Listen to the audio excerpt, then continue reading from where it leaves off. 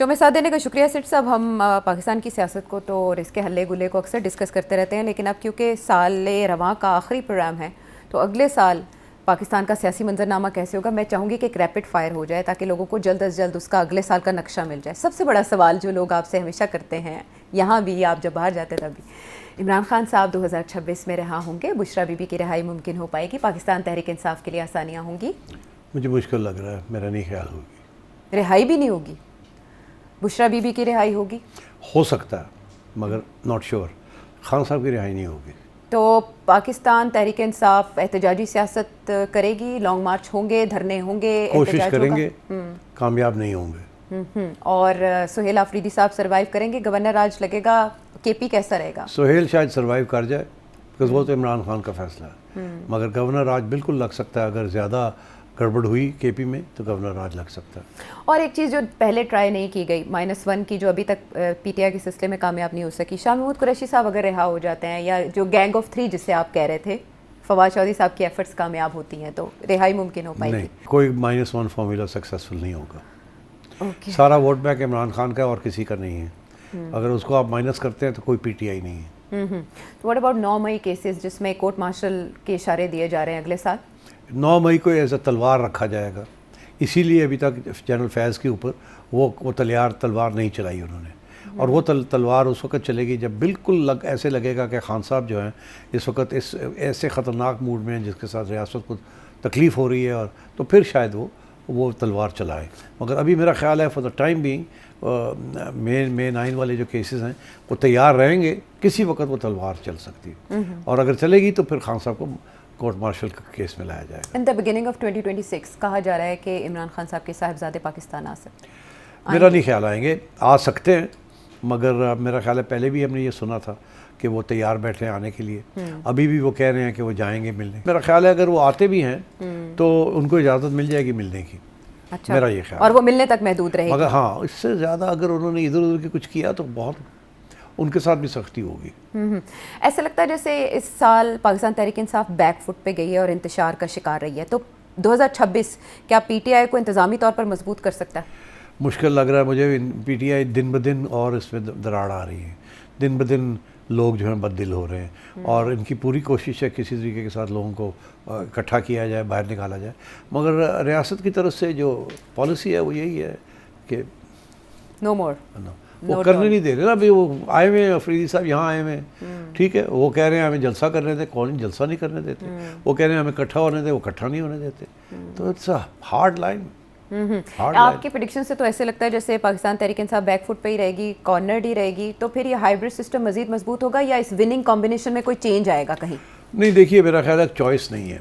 अच्छा, सिस्टम ऐसे ही चलेगा, चॉइस नहीं है, बिकॉज जो पॉलिटिशियंस इस वक्त जो इस्टेब्लिशमेंट के साथ हैं, वो उनके पास और कोई जगह नहीं जाने की, और इस्टेब्लिशमेंट के पास और कोई सहारा नहीं है। सो आई थिंक मजबूरी के तहत ये चलेगा ऐसे ही, बिकॉज रियल थ्रेट जो है to the whole system is from Imran Khan. But एक हिच की मुतवक्के है, वो है 28वीं तरमीम की सूरत में जब बात सूबों पे आएगी, एनएफसी पे आएगी। Any mid term election, any हिचकोला? मिड टर्म कुछ नहीं होना। एस्टैब्लिशमेंट डटी हुई है कि उन्होंने एनएफसी अवार्ड जो है उसको तब्दील करना है। पीपल्स पार्टी डटी हुई है कि हमने होने नहीं देना। मेरा अपना ख्याल है कि रास्ता निकल आएगा कुछ ना कुछ। पीपल्स पार्टी को कुछ पीछे हटना पड़ेगा, और शायद एस्टैब्लिशमेंट एक आध पॉइंट के पीछे हटे। आई थिंक ये हो जाएगा, मगर इसके ऊपर काफ़ी ऑलरेडी लेन देन हो रही है। आप देख रहे हैं जरदारी साहब एक बात करते हैं, बिलावल दूसरी बात करता है, और नून लीग वाले चुप हैं। उन्होंने ये खाता ही छोड़ दिया दूसरी तरफ के, आप डील करें इनके साथ। और तो मुझे लगता है ऐसे ही है कि ये मामला तय हो जाएगा, मगर ये नहीं कि जैसे एस्टैब्लिशमेंट चाहती है 100% वैसे नहीं होगा। पीपल्स पार्टी नहीं छोड़ेगी अपनी राइट्स। लेकिन ऐसे लगता है कि सभी पार्टीज़ में मेच्योरिटी आ चुकी है और वो अंडरस्टैंड कर चुके हैं कि इसके अलावा चारा नहीं है। तो सिटी साहब, पीपल्स पार्टी कैबिनेट में आ जाएगी 2026 में? मेरा ख्याल है पीपल्स पार्टी अभी कैबिनेट में नहीं आएगी। अलबत्ता ये ज़रूर है कि वो अपने जहाँ उनको गवर्नरशिप्स मिली हुई हैं, ये ज़रूर है कि शायद कराची में भी पीपल्स पार्टी माइट से कि अब हमारा गवर्नर होना चाहिए सिंध में भी। इस वक्त तो नहीं है ना उनका। नहीं, उनका नहीं है, एमक्यूएम का। तो ये तो आपको पता ही है, पहले भी ये कोशिश जारी रही। हो सकता है कि इस सिचुएशन में पीपल्स पार्टी को इस किस्म की कंसेशन भी मिल जाए अगर वो पीछे हटते हैं ऑन सम 1 और 2 इश्यूज। ठीक, तो इस तरमीम मुजव्वज़ा जो 28वीं आईनी तरमीम है, इसके मौके पर मौलाना साहब के लिए इन होने का कोई मौका होगा? मौलाना साहब तो नहीं सपोर्ट करेंगे और 28वीं तरमीम आएगी अच्छा ये, और वो उसके पीपल्स पार्टी उसके हक में वोट करेगी। उसके अंदर कुछ ना कुछ कंसेशंस पीपल्स पार्टी को दे दी जाएंगी और इन रिटर्न कुछ ना कुछ ले लिया जाएगा, मगर ये होगा ज़रूर। ओके, इकोनॉमिकली माशी तौर पे और ख़ारिजा पॉलिसी के लिहाज से 2026 के बड़े चैलेंजेस। देखिए सबसे बड़ा चैलेंज तो ये है कि डोमेस्टिक इन्वेस्टमेंट नहीं हो रही। फॉरेन इन्वेस्टमेंट जो है वो हमें कहा जा रहा है कि आ रही है आ रही है आ रही है, मगर नज़र तो नहीं आई अभी तक।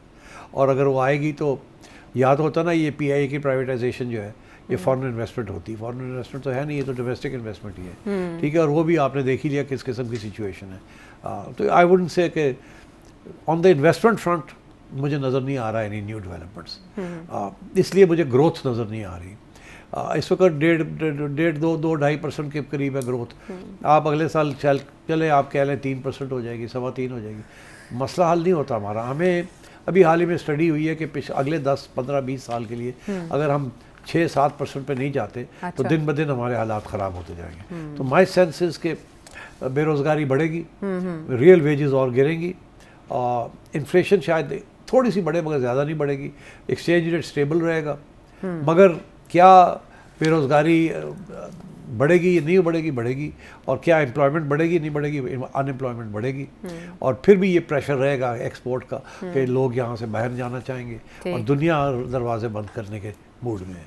तो ये सारी टेंशन्स चलेंगी अगले साल।